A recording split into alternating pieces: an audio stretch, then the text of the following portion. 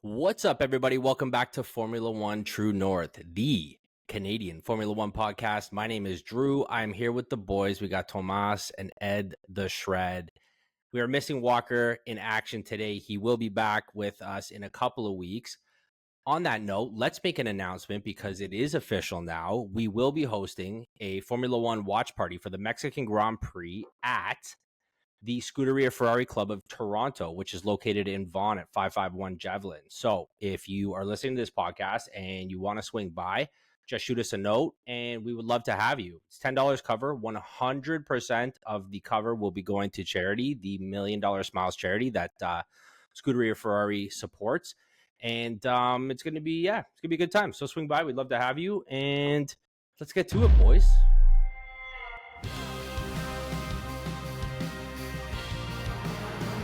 It's lights out and away we go.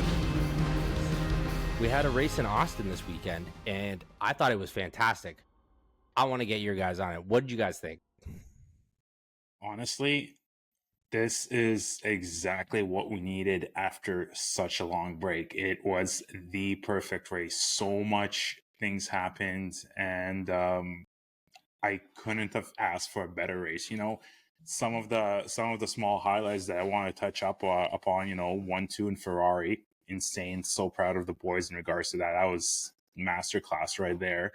Kind of a little bit disappointed on, not disappointed per se, but Verstappen Norris fight. That was very, very entertaining. The last 10 laps. We'll discuss the outcome a little bit later, but entertainment wise, amazing. Haas, Lawson, Colapinto in the points, man.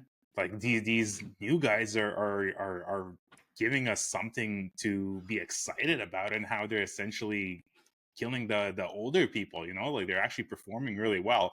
I see some disappointing people as well. Too bad with Hamilton with the DNF.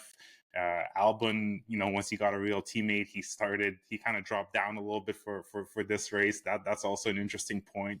I'm not even going to mention Stroll. Tsunoda, same thing, new teammate, dropped down. Kind of disappointed in AMR, not even in the points. Alonso, could have performed a little bit better, but overall, amazing race, great race. Very, very fun to watch. What do you got, Ed? Well, you summed it up, everything pretty much, but I have one thing to just really say. I'm disappointed in Lando. Like, oh my God. Like, if there was a time where he needed to be literally elbows out and the gentlemanly race etiquette should be out the door. Like, we're coming from like a long break, and this is the time to kind of like cement his running for the championship, for the drivers' championship. And I'm all about McLaren, I'm all about Lando, but I'm disappointed. Like, I expected more out of him, and I would have been elbows out with Max. Turn 1, Jesus. But yeah, lots of action, definitely, and we'll get into that more into the episode. I was just going to say that, Ed. Let's hold off for the Max Lando conversation because we definitely want to bring that up in the mailbox box segment. Let's use this as an opportunity. The mailbox box is a conversation that we have in our Discord channel. If you haven't seen our Discord yet, jump in the show notes. The link will be in the show notes to join the Discord channel. Tons of good people in there, all talking F1 24/7. Should have seen it lighten up today. It was absolutely ridiculous. But yeah, so jump in the Discord. It's a lot of fun. And yeah, we're going to save that because it is a very hot topic right now with a lot of the people in the Discord channel. So let's talk about Ferrari. Ferrari had a 1-2 finish. That was an absolute masterclass that those guys put on in terms of strategy, execution. And that's a rare thing for Ferrari, especially in the last handful of years, right? So Ferrari had a 1-2 finish, and it started on the first turn. I want to get your take on that, Thomas. What do you think about the boys in red this weekend?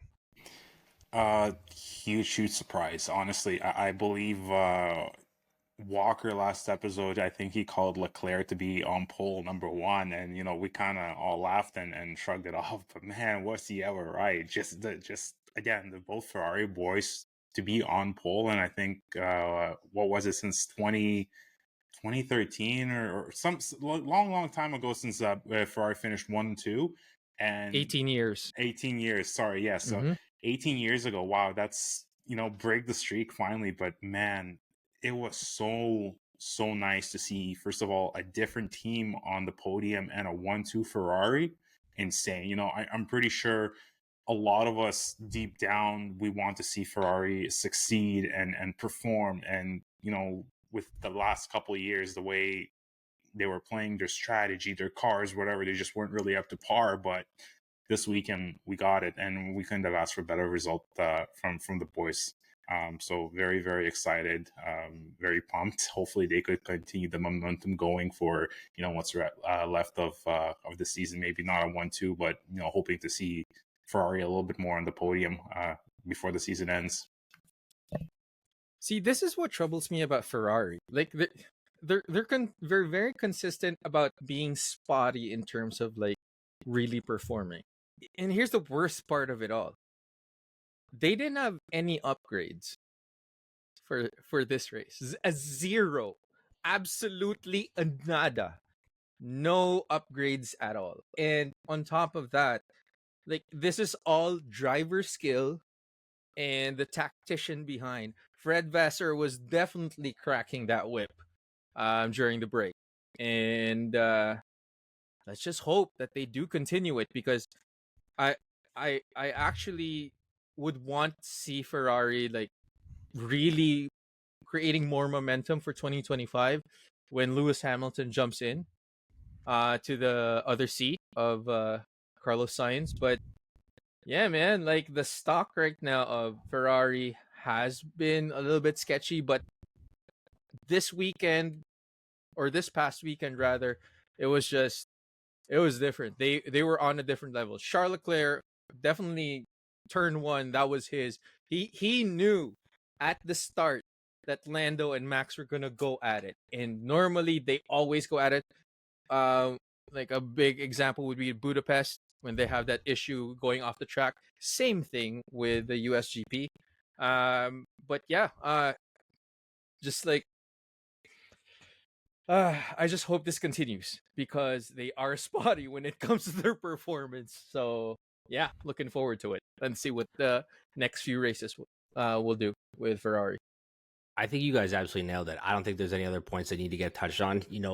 Right out of the gate, Ferrari took that opportunity between Max and Lando, kind of duking it out in that first turn, and Charles Leclerc swooped up right in behind him. And even Carlos Sainz, he was putting pressure on Max for the first handful of laps, and then it came down to tire management and strategy. Ultimately, like when they pitted the boys, obviously they brought Carlos Sainz in first, and around the lap 30 mark or whatever. And when he came out of the pit lane, he was well ahead. When Max came out of the pit lane, he was well ahead of him. So, the strategy worked, and that's not something that Ferrari's been consistent with in terms of like, making the right calls, and then not only making them, but executing on them too. And, it was nice, and it was good to see. And, for somebody like Max Verstappen, for somebody like Lando Norris, to kind of let their momentum slip away, not only to one Ferrari, but to both Ferraris over the course of the weekend, it's unbelievable. And I think that it just shows the coming together, the gelling of the Ferrari team right now. And it's unfortunate that it's going to get split up next year with Lewis Hamilton coming in. But ultimately, I think that, he's going to add a sense of fresh air to the team to pick them up a little bit. I think his experience and skill set in being able to communicate with the engineers on what they need to make the car better is going to really, really help them. And I'm not saying that Carlos Sainz isn't capable of doing something like that, but he's just got years on him, right? And he's got a lot of winning behind him too. And I think Ferrari's going to take that and absolutely run with it next year. So I am super pumped for that. So moving on, we had Ferrari. Ferrari did absolutely fantastic this weekend. Let's jump over to McLaren. I don't want to get into the whole McLaren Max thing yet, because again, that will be discussed a little bit later, because there's obviously a ton to talk about. But let's talk about McLaren. Where did you guys think that they were going to be this weekend, especially because we had a sprint race? And where did they actually finish? And what are your thoughts on that? Thomas, what do you got, big guy? So the way Lando was on P1, I honestly thought and expected he is probably gonna finish on the podium, P1, P2, maybe P3. First corner, man, and he lost what, 4 places, I think. Like, I don't know if he wasn't aggressive enough or he kind of let his guard down, but I was not expecting that at all. So that was very, very, very strange for me to see that. In regards to Piastri, I honestly expected him to put up a little bit of a better fight than he did. To me, this weekend, especially him, he seemed not really all there. Seemed a little bit weak and unprepared, not really pushing the car, as much as he should be. Lando, on the other hand, he was in his A game. Again, not discussing what went on, but he was pushing it. He was gunning it. He wanted the points. He wanted the podium. Unfortunately, of the circumstances, he's still in the points, but not on the podium. But yeah, I expected a little bit more of McLaren. They put up a very nice show the last 10 laps, Lando and Max, but the performance wasn't there. Maybe the strategy wasn't fully there either, and overall, I think they still did okay, but points wise, disappointing, I'd say. Yeah, I totally agree. Like, I think the break, when we're on a hot streak, when you're playing a game or you're exercising or you're competing, like you're warmed up, you're ready to go, and then there's like that long break, and then you get back into it, and you're cold, you're not sure of yourself, you have your doubts and all that stuff. I think that's what McLaren experienced this past weekend. It's just it's like they weren't winning before the break, and I'm like, I don't know what happened. It's Piastri didn't really do well in the sprint, and then also for the race, like he was there, but he wasn't there. He was consistent. Like he was right behind, the major pack, and I just, like, what happened? Like, come on. But we'll see. Again, Mexico. There's a few more races down. I don't want to get into the Lando Norris thing, but yeah, I'm truly disappointed because, like I said last week or in the last podcast, that I see Lando and Piastri doing the 1-2, and then Max at third. Max was definitely third, but it was the wrong team that was 1 and 2. So, we'll see. Thus is Formula One, as always. The Oracle can't always have the right answers. I'm sorry, bud. You don't got a crystal ball. Yeah, I wish you did. That's it. But you know what? As I said, terms everything is muddy. In terms of McLaren, though, let's get one thing straight, too. Lando got the pole position not because he was the fastest driver. There was a very timely red flag that happened with George Russell that stopped Max from being able to finish his lap and stopped Piastri, stopped Charles, and stopped Carlos from completing a final lap. So, like, Piastri kind of lucked into that P1. So I think, based on what I saw for the rest of the weekend, I don't think Red Bull and McLaren had the fastest. I think Ferrari had the fastest pace in that car, right? Like, look what was going on in the sprint race. Like, they were a little bit behind, but like you could see that they had some raw pace there. And, to Ed's point too, they were the only team in the front pack that wasn't bringing upgrades, and everyone else seemed to be a downgrade. Like, I saw Lando Norris get interviewed just before the race, and they were talking about the upgrade package for McLaren, and he kind of even said a meh to it, right? He was like, yeah, we brought a new package, but I don't know if it's considered an upgrade.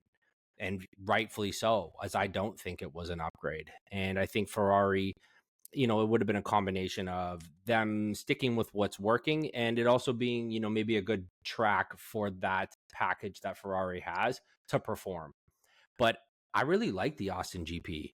Like, I forgot how good that track was, and like it's a very entertaining drive. Like, those two DRS zones, the corners where the guys can go in and attack, like, it's a very, very entertaining race. It was also super smart with what they were doing with the white lines and the track limits and stuff like that. They were penalizing the guys right from sprint qualies.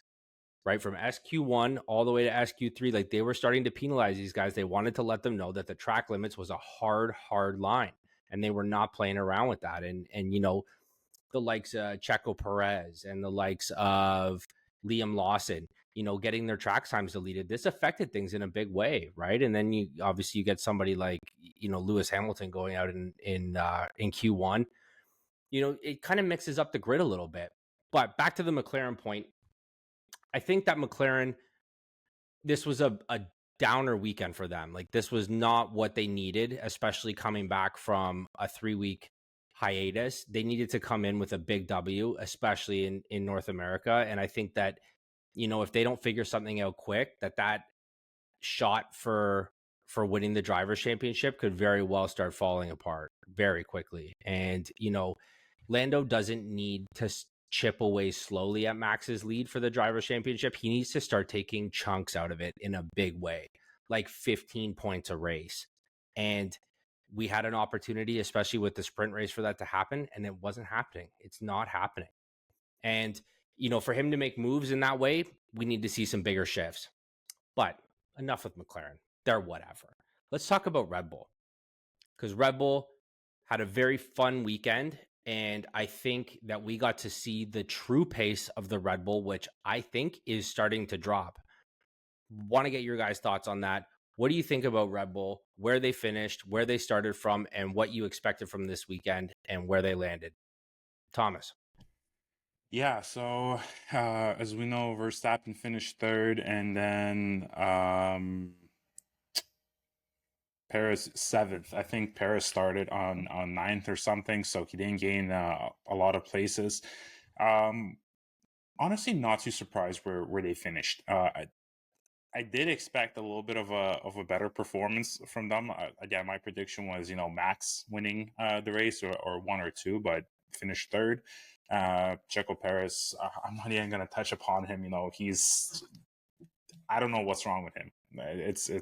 He's just not performing. So Max is, again, as always, the dragging the whole team. But I did not expect Lando to give such a fight, or Max to get into such a fight with Lando. I think that took a lot of how can I put this? It took a lot of effort for Max to hold on to that position, essentially. And he lost it for a little bit, but with the penalty he got it back. But I think that kind of took away his momentum per se. But where they finished it off, I'm with Checo, I'm not too surprised. With Max, I am. I genuinely thought he's going to come out, he's going to dominate, and he's going to win. So their lead continues to slip. I think it's going to continue to slip. Next couple of races are going to be the races to watch for. Like you said, Drew, in your previous comment, if McLaren wants to make a difference and make a dent in Red Bull, they need to start freaking showing up, because what they did this last race, that wasn't it. So we'll see what the next couple races offer. Well, actually, Tomas, I beg to differ in terms of like if Lando has any, or if his fight for the seat is still solid. I think he's on shaky ground already at this point. I like, especially after the next race, if he continues to do what because he gets easily like jittered and bothered by, I don't know, this is just the smallest thing in the pressure gets to him, essentially. Yeah, it's just like every time he gets pressured by Max, which Max in general just like does that to everyone. Like he needs to just step up. Like, and going back to your question, Drew, like how did Red Bull do? Like, man, Max just like pushing the car to its very limit.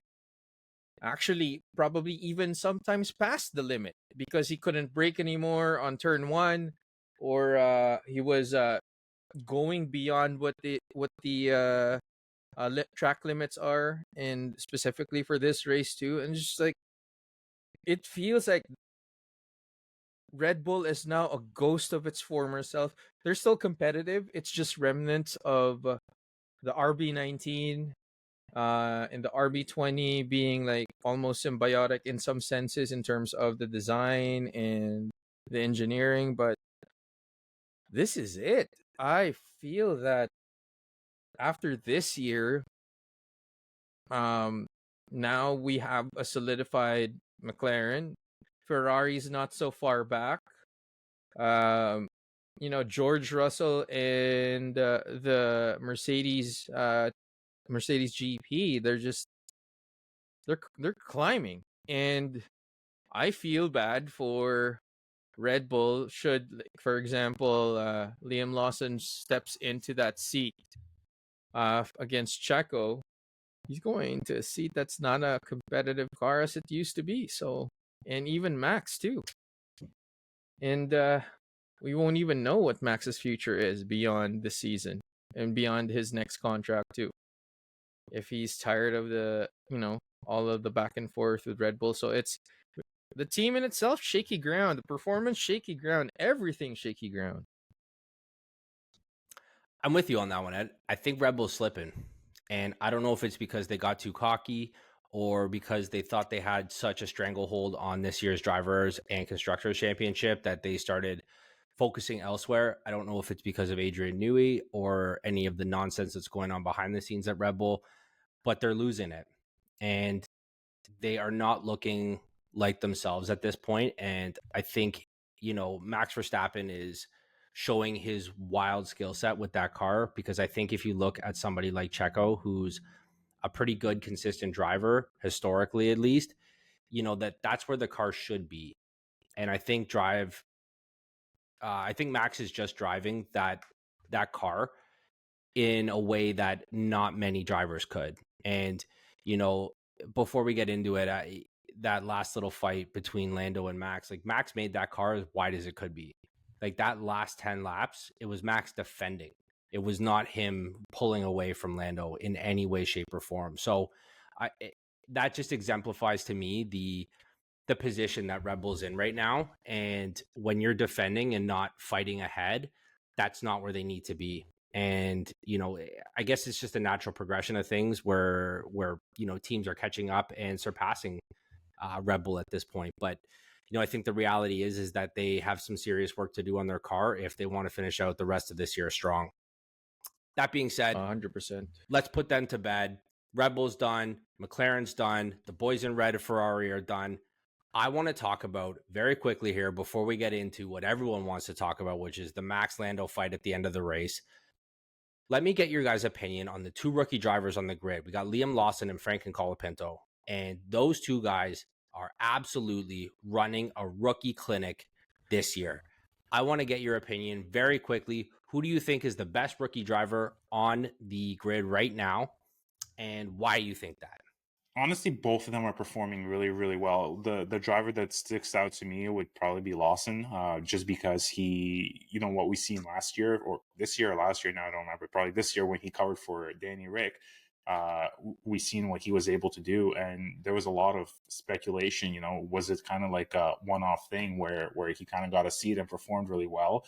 But no, it's clear now that behind the car, he does have skill. He can perform. Having the experience that he has, he's doing a phenomenal job in that car. I mean, same with Colapinto, but these two rookies coming in to F1 to their teams outdone their teammates, and that's huge in my book. I mean, Tsunoda was out qualifying essentially Danny Rick, and Albon was out qualifying what's his name, the American. Sargent. He was Logan out qualifying. Sargent. Yeah.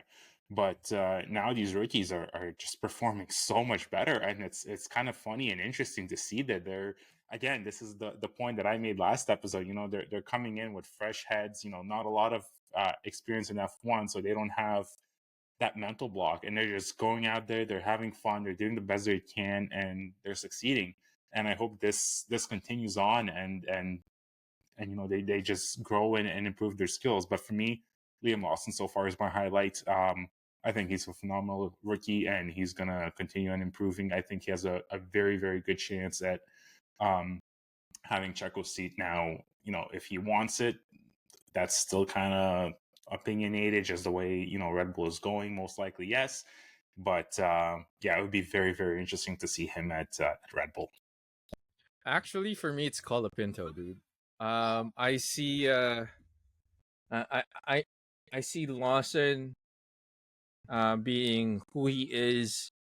He's already had a few races under his belt, and the weight was there. But man, Colapinto, my guy, Steak Sauber, please pick up this guy. I mean, I'm sorry, Tomas. I know you're a big fan of your boy Valtteri Bottas, but I think he's done. Colapinto needs to take this seat because he is going to compete. Liam Lawson, I think, based on, if we're just basing it on his performance last weekend, I would say that he has the seat for RB next year. I think Perez is out of there. And looking forward to the other rookies that are coming in next year. But man, my money is on Colapinto this season. Yeah, I'm going to discuss these two guys first because I'm not sure who I want to decide, but they both have some huge positives for me because I think that, let's start with Franklin Colapinto because he came in kind of out of nowhere. They ousted Logan Sargent after umpteen races of absolute debauchery that was going on there. And, I think the writing was on the wall for a long time. And, I watch F2 once in a while when I'm missing out on F1 or I'm a little excited and I log in a little early and start watching some F2 racing. But Franklin Colapinto was just like, he was a good driver on the better half of average, but he was nothing amazing in F2. Then you put this kid in an F1 car and he's absolutely slapping it. And to your point, Thomas, I don't know if it's because there's no pressure on the guy and he's like, I'm just here for a half season or whatever's left at a Williams car, at a subpar car. But he's absolutely killing it. He's just going out there. He's having fun. And, I watched a little bit of the bit after the race and, Kim Illman, one of the photographers there, was kind of doing a spotlight on Franklin Colapinto. And, the amount of people at the Austin GP race cheering for this kid is absolutely incredible. And this Argentinian kid coming out of nowhere and making his mark on F1, to your point, Ed, I think he deserves a seat. And I would love to see him at Sauber. And I think he jumped into a car halfway through a season and absolutely put on a clinic. And I think Sauber will be crazy not to at least consider him. And, somebody like Valtteri Bottas definitely has a little bit of a winning pedigree behind him, which, at a team becoming a new works team might need some of that consistency. But this kid's exciting to watch. He's very aggressive. He has lots of fun. He knows what he's doing. He keeps it super clean and races hard. And what else can you ask for in a Formula One driver? Speaking of all of those amazing traits, I think Liam Lawson possesses a lot of those. All of us were super excited about him when Danny Rick broke his hand. And, he jumped in the car and he was driving very well. But I think now he's come back and he's making a splash because he actually has a real shot at what's going on in terms of keeping a seat at VCARB and actually having a shot at Red Bull, that second seat. And I thought it was super cheeky too when he he knew he was taking penalties going into qualifying in the race, and he grabbed that car, was doing a couple of toes for Yuki so that Yuki could get better qualifying results. And then he goes back out and absolutely puts a striping lap down, lands the car in third place at the time, and then goes back to the garage because he just wanted the guys in the garage to know what he was capable of in that car. And the radio message went out saying, yeah, Liam, we saw what you did. Point taken, bring the car back. Because he wasn't even supposed to be out there. Like, he just wanted to show them, like, I know I can't do anything because I got to take a bunch of penalties this race, but I want to let you guys know what I'm capable of. And I thought that was super cheeky, but also, like, that cocky confidence that a driver needs to have, especially in Formula One. And I think he's a great addition to VCARB. I think he's going to keep Yuki on his toes.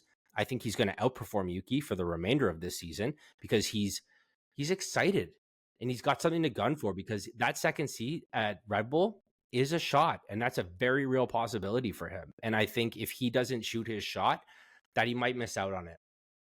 So Yeah, I'm going to go with Liam Lawson.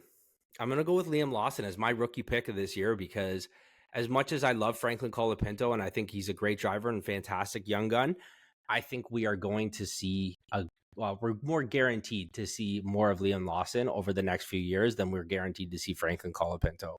And I hope that Colapinto doesn't, have to retire after this and he just gets a short little stint in Formula One. I hope he truly gets a chance and some of these other teams take a look at him in a big, big way because he's good. He's got skill and he's proved it to everybody. But I think Liam Lawson's going to stick around and we're going to see a lot more of him and hear his name a lot more in the coming years. So it's time, boys. It's time. We are going to talk about the last 10 laps between Lando and Max Verstappen. It's well-deserved, well-earned, and I think both of those drivers absolutely put on a show for everybody. I actually forgot that Charles Leclerc and Carlos Sainz were ahead because the camera did not pan to them for at least 25 minutes. And I forgot that they were winning the race like hand over fist. But there's lots of controversy about what's going on, who had the right to the corner, who went off. How the race played out was, Lando overtook over the white line. He got a 5-second penalty for it.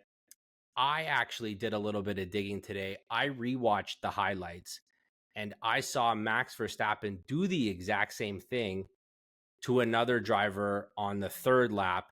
And the other driver, or no, who was it? It was Carlos Sainz. He did the exact same thing on lap 2 with Carlos Sainz, where Carlos dove in. They both went off the track. And then Carlos just naturally gave that position back because he couldn't do anything about it. And the exact opposite thing happened when Max Verstappen did it. And he didn't let that natural progression happen. And he did not pass the buck back to Lando. Just my 2 cents on it. I think it was a debauchery. I think that the way that they tried to control this took away the excitement of the wheel-to-wheel racing because I think they should have let this play out a little bit differently. Ultimately, like when things are happening at 300 kilometers an hour, it's really hard to make those decisions in the moment. It's much easier to sit back, half a week later and talk about the coulda, shoulda, wouldas. But in my opinion, I think it could have been handled a whole lot differently. Ultimately, the fans won because it was exciting.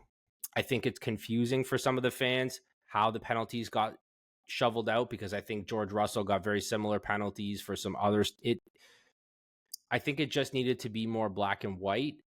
And in being black and white, you're taking away that gray area. And unfortunately, that gray area is the fun wheel-to-wheel racing that we love watching. And we like to live in that gray area because that's exciting. But unfortunately, like I said, the black and white is what it needs to be in order for a sport to have rules. The drivers understand the rules and can play within them. And I think Max did that very well. He knew the rules and he played within them, regardless of whether you think that's right or wrong. I want to get your 2 thoughts on that very quickly. But before we do that, let's give a quick shout out. Formula One True North.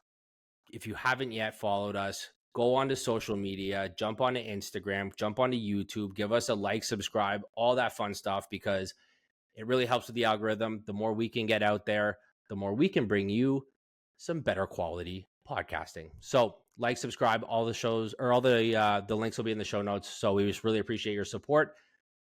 Back to regular scheduled programming. Thomas, what do you think about the Lando Max Verstappen issue? So regardless what happened, the last 10 races were pure gold. It was, and like you said, Drew, the fans ultimately won that because the entertainment was to the max. It was so fun, so entertaining to watch.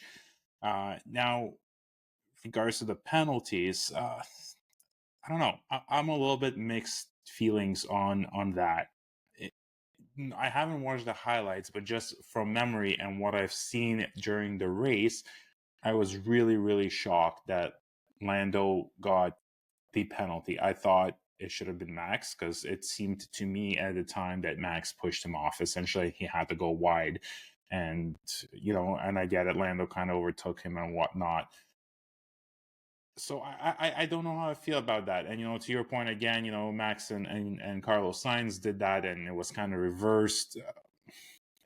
Do I think it's fair what the FIA did with the rules? gray area. I wish I had a more specific answer, but I don't think, in my simple view, it should have been a racing incident.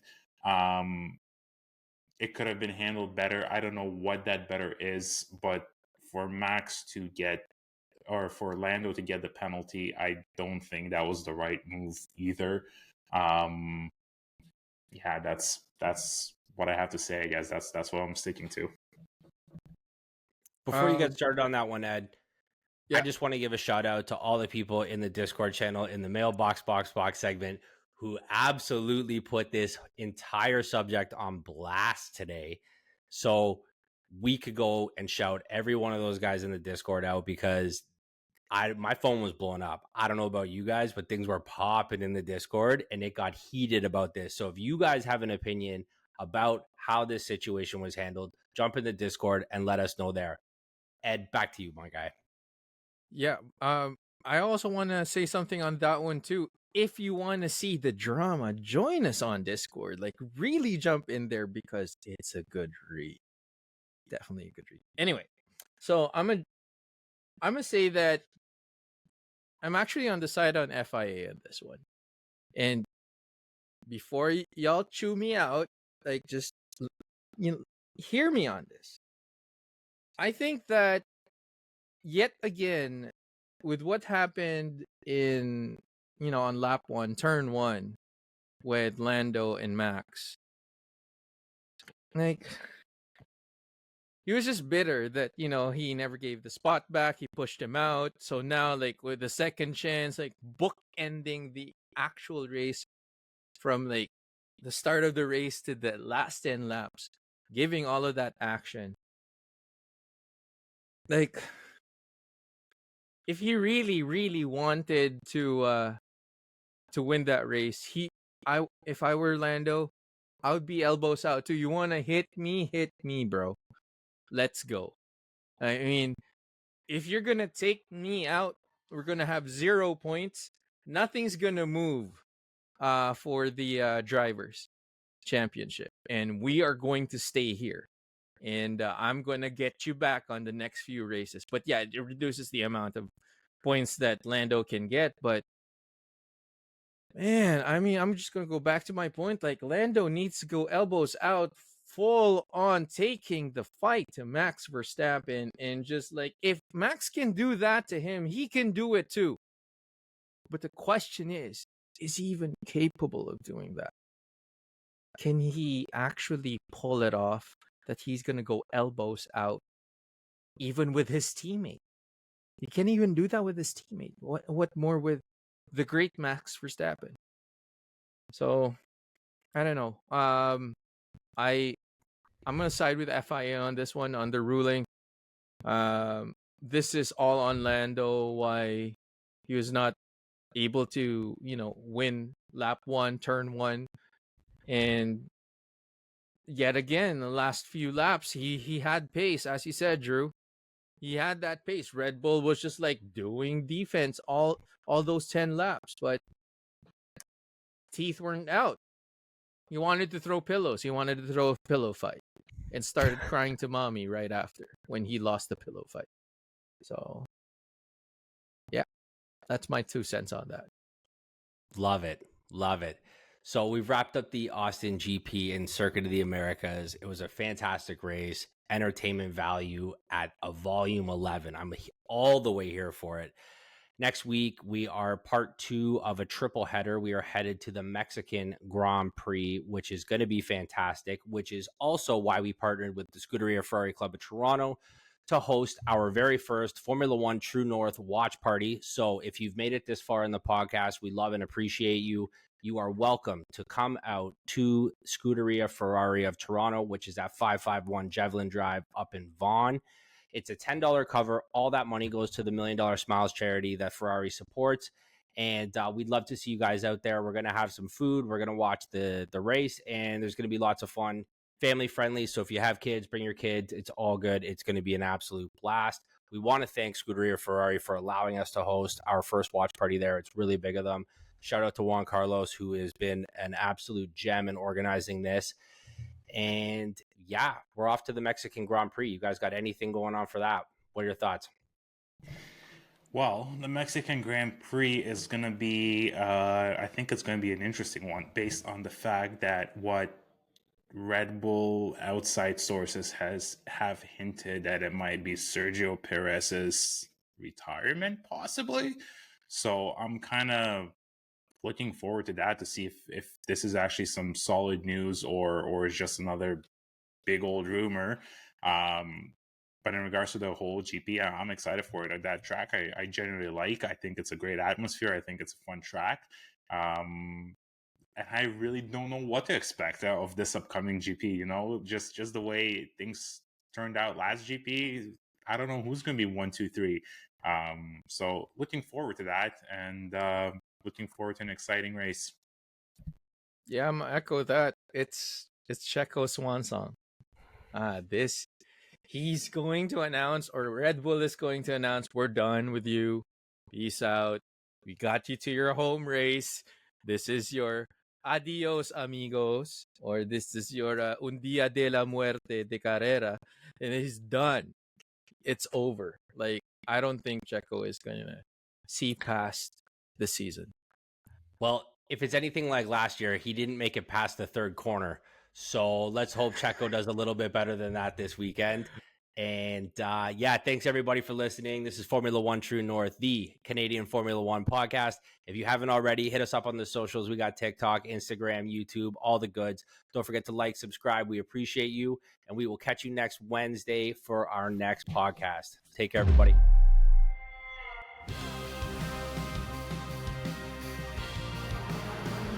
It's lights out and away we go.